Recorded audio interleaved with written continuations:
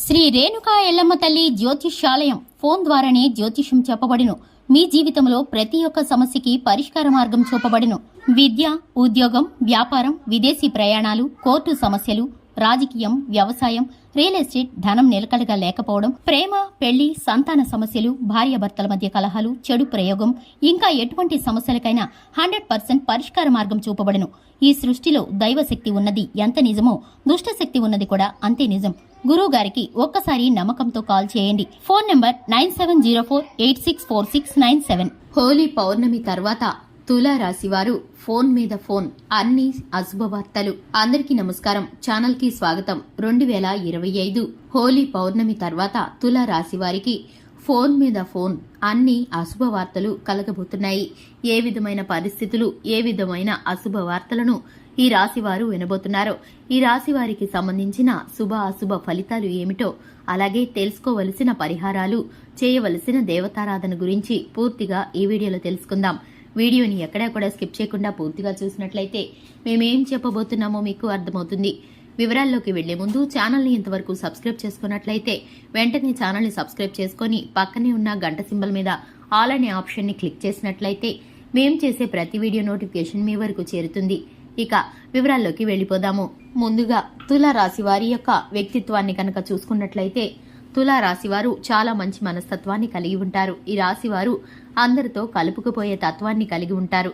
10 మందిలో కలిసి తిరుగుతూ కొత్త కొత్త విషయాలను తెలుసుకుంటూ వాటి యొక్క మంచి చెడులను బేరీజు వేసుకుని జీవితంలో ఉన్నతమైన స్థితిలోకి రావడానికి, జీవితానికి అన్వయించుకోగలిగిన శక్తి సామర్థ్యం కలిగిన వారు ఈ యొక్క తులారాశివారు.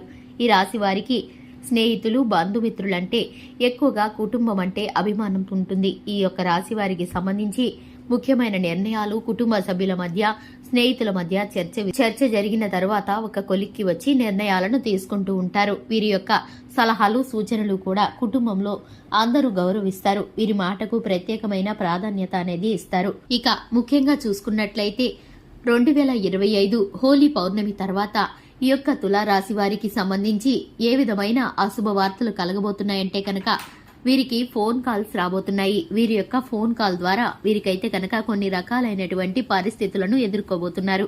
ఒక సమస్య తీరిన వెంటనే మరొక సమస్య, ఒక సమస్య తీరిన వెంటనే మరొక సమస్య అన్నట్లుగా వీరికైతే కనుక ఫోన్ కాల్ మీద ఫోన్ కాల్స్ వస్తూ ఉంటాయి.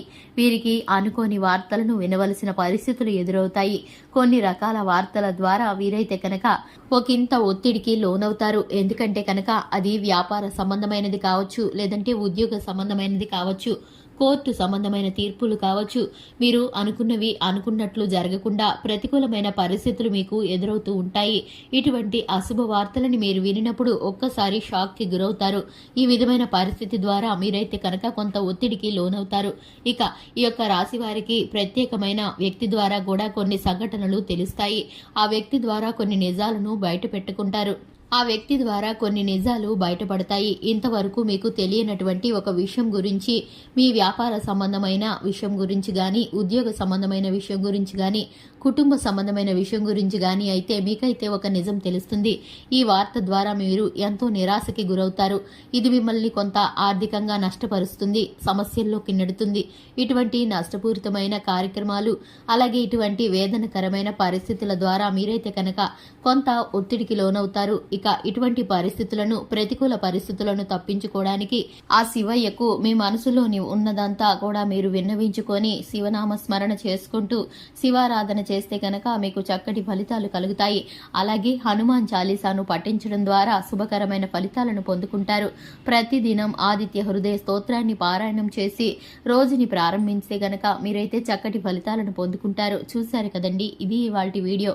వీడియో నచ్చితే కనుక లైక్ చేయండి, ఛానల్ని సబ్స్క్రైబ్ చేసుకోండి. Thanks for the watching.